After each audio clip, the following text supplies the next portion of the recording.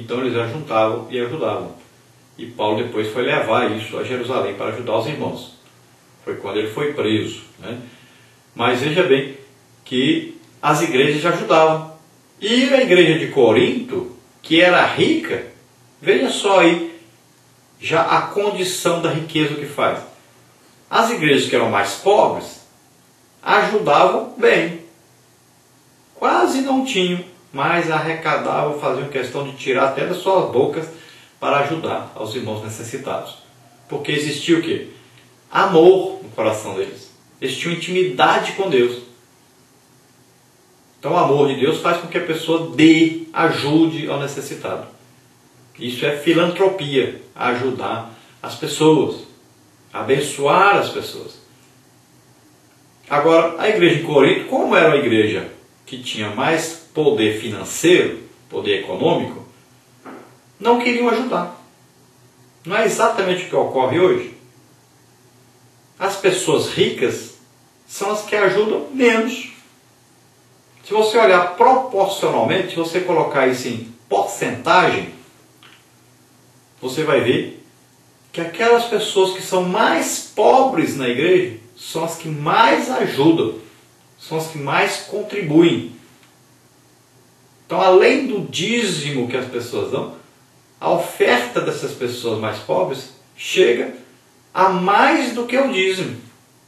Já entre os ricos, se e quando eles pagam corretamente, eles entregam corretamente o dízimo, isso quando ocorre, eles nunca chegam a dar o mesmo valor que deram de dízimo como oferta. A oferta deles é muito pequena em relação ao que deveriam dar. Eles deveriam dar mais do que dão de dízimo como oferta, mas não dão. Na nossa conclusão aí vamos ver. A vida abundante está relacionada a um correto relacionamento com Deus que resulta em paz interior. Embora possamos ser agraciados com bens materiais, nossa vida não deve ser direcionada por uma cultura de consumo que busca desenfreadamente a realização do ego em detrimento dos valores espirituais. É o que nos ensina o Novo Testamento. Então a nossa vida abundante, vida próspera, quer dizer uma vida de intimidade com Deus. Na maioria das vezes, nós vamos ter que dar além até do que poderíamos ter dado. Porque o amor de Deus nos constrange. Porque nós lembramos que Deus nos deu o seu Filho, o que Ele tinha de mais precioso Ele nos deu, para dar a vida, a coisa mais importante que Ele tinha, a sua própria vida, Ele deu por nós, pecadores. E nós aí, então somos estimulados pelo Espírito Santo que está em nós, a ajudarmos, a amarmos, a doarmos, tanto a nossa vida como os nossos bens àqueles que necessitam. Então pense nisso. Vamos a orar agora. Se você que está nos ouvindo deseja aceitar Jesus como Senhor e Salvador, é a sua oportunidade. Vamos orar juntos agora. Logo após a oração, nós vamos trazer então o questionário, o resultado ali, só as respostas corretas do questionário. Vamos orar então. Pai querido, em nome de Jesus, abençoa essas vidas, Senhor. Agora, em nome de Jesus eu te peço, por aqueles que agora estão arrependidos de seus pecados, por aqueles que viviam na idolatria ao dinheiro, Senhor, e agora resolvem, Senhor, entregar suas vidas a Ti, entregar o seu dinheiro, a sua fortuna a Ti, para que o Senhor faça da sua maneira, para que o Senhor administre isso, Senhor. Pai querido, ajuda essas vidas a se desprender agora totalmente do materialismo, da idolatria ao dinheiro. Pai querido, em nome de Jesus, salva agora essas vidas, escreve os seus nomes no livro da vida, orienta, Senhor, dá sabedoria e inteligência espiritual. Ó Senhor, que eles possam conhecer a verdadeira riqueza que é te conhecer, Senhor. Que eles possam desejar cada dia mais te conhecer e ter intimidade contigo.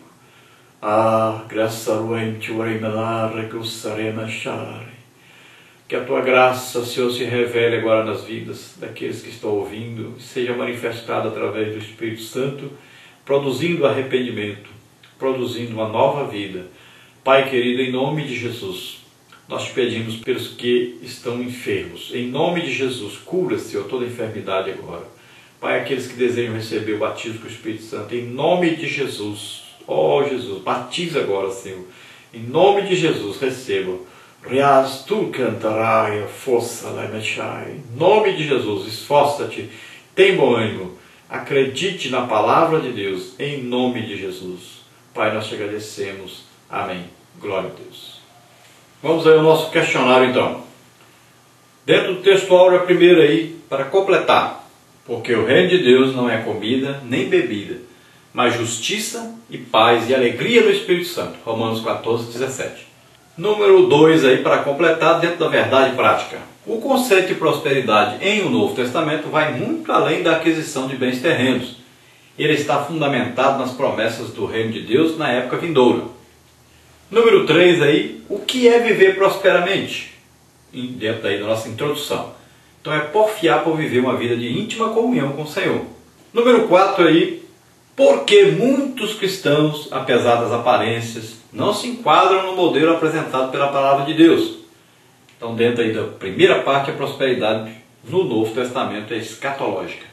Então, enquanto alguns doutores incentivam o consumo e o acúmulo de bens materiais, o Senhor Jesus e seus apóstolos até desencorajam tal ideia. Veja Mateus 6,19 e 1 Timóteo 6, de 8 a 10. Sucesso e consumo são termos que definem o que se considera hoje uma vida próspera. A prosperidade, de acordo com o ensino apostológico, não significa realização material, mas o aprofundamento da comunhão do ser humano com Deus. Se para o homem moderno prosperar implica galgar os degraus do sucesso e da fama, para a Bíblia tais coisas não têm valor algum. A Bíblia até incentiva a perda de bens. Veja Filipenses 3, 7 e 8, Lucas 18, 22, 19, 2, 8. Pergunta número 5. Por que a promessa de uma vida absolutamente saudável, rica, bem-sucedida e livre de aflições nada tem a ver com a visão escatológica dos primeiros cristãos? Por já estarem desfrutando então das bênçãos do mundo vindouro, Marcos 10, 29 e 30, eles tinham os corações completamente voltados para a manifestação plena do reino de Deus. E isso levou o apóstolo Paulo a desejar ardentemente a vinda do Senhor. 1 Tessalonicenses 4, 17, 2 Coríntios 5, 8, 2 Timóteo 4, 8. Número 6. Faz-se necessário resgatar a dimensão escatológica que caracterizava a igreja primitiva. Mateus 6, 31. Como fazer? Complete. Então a Escritura exorta-nos a não confiar nas riquezas. Veja 1 Timóteo 6, 17. Nem acumulá-las, Mateus 6,19. Se o crente colocar o coração nos bens materiais, certamente cairá na tentação da cobiça. Veja aí 1 Timóteo 6, 9 e 10. Tiago alerta que a confiança nos bens terrenos conduz à opressão e ao engano. Veja Tiago 2, 6 e 5, 4. Dentro da nossa parte 2, a prosperidade em o Novo Testamento é mais uma questão de ser do que ter. Vamos ver aí, pergunta número 7. O Novo Testamento adverte-nos quanto ao perigo da inversão dos valores eternos. O que encontramos em Lucas 12, de 13 a 21 a esse respeito? Então o que está escrito lá? No resumo aí, disse-lhes: acautelai-vos e guardai-vos da avareza, porque a vida de qualquer não consiste na abundância do que possui. Mas Deus disse: louco, esta noite te perdirão a tua alma. O que tens preparado? Para quem será? Então nessa passagem encontramos alguém que estava mais preocupado em ter do que ser. Ele queria ter muitos bens materiais, mas demonstrou total descaso em ser alguém zeloso pelas coisas espirituais. Veja Lucas 12, 21. O ter está relacionado com aquilo que possuímos, enquanto que o ser com aquilo que realmente somos. O texto sagrado revela que quando Deus pediu a alma daquele homem, este nada tinha preparado. Veja Lucas 12, 20. A riqueza em si não é má, porém o que fazemos dela pode transformar-se em algo danoso para nós e para os que nos cercam. Salmos 62, 10. A Bíblia condena o amor ao dinheiro, mas não a sua aquisição através do trabalho honesto e responsável. Veja 1 Timóteo 6, 10. Na história sagrada encontramos várias pessoas ricas e nem por isso foram condenados, pois tinham a Deus sempre em primeiro plano. Mateus 27, 57 e Lucas 19, 2. Infelizmente, muitos preferem as riquezas a manter uma profunda e doce comunhão com o Senhor. Veja Lucas 18, 24. Pergunta número 8. Quais os verdadeiros valores da doutrina apostólica? Então, os verdadeiros valores são os eternos e não os temporais. As verdadeiras riquezas são as espirituais e não as materiais. Pergunta número 9. Em que os judeus do tempo de Jesus acreditavam sobre os bens terrenos? Então, eles acreditavam que a posse dos bens terrenos era sinal de favor divino. acreditavam que os ricos deveriam ser tratados com especial deferência. Acreditava-se que a riqueza era evidência de salvação. Número 10 aí para completar. Os discípulos estranharam quando Jesus afirmou: quão dificilmente entrarão no reino de Deus os que têm riquezas. Porque é mais fácil entrar um camelo pelo fundo de uma agulha do que entrar um rico no reino de Deus. Lucas 18, 24 e 25. Diante disso, indagaram: logo, quem pode ser salvo? Número 11. Por que Paulo não se importou de perder tudo para ganhar o Filho de Deus? Filipenses 3, 7 e 8. Paulo deixa bem claro que os bens espirituais transcendem infinitamente os materiais. Efésios 3, 8, 1 Coríntios 1, 30 e 31. Cristo deve ser buscado e almejado, porque nele estão todos os verdadeiros tesouros e riquezas. Veja Colossenses 2, 3. Na parte 3, aí a prosperidade em o Novo Testamento é filantrópica. Número 12. Quais as diferentes classes sociais nos dias de Jesus e dos apóstolos? Então havia os ricos, a classe média, os diaristas, os escravos.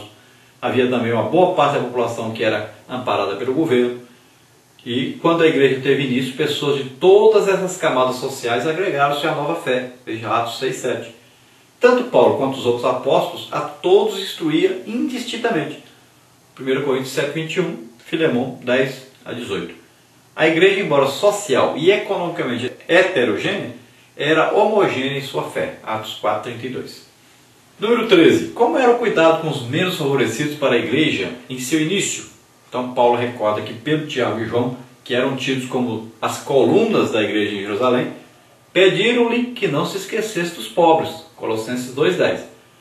A pobreza entre os crentes hebreus deu-se em decorrência da fome que acabou por atingir o mundo daquela época. Atos 11, 28.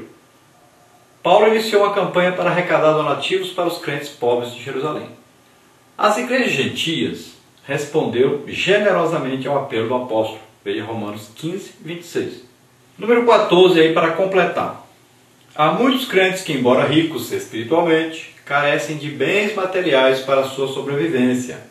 A estes não devemos fechar o coração, mas ajudá-los com alegria. A prosperidade legitima-se com a generosidade.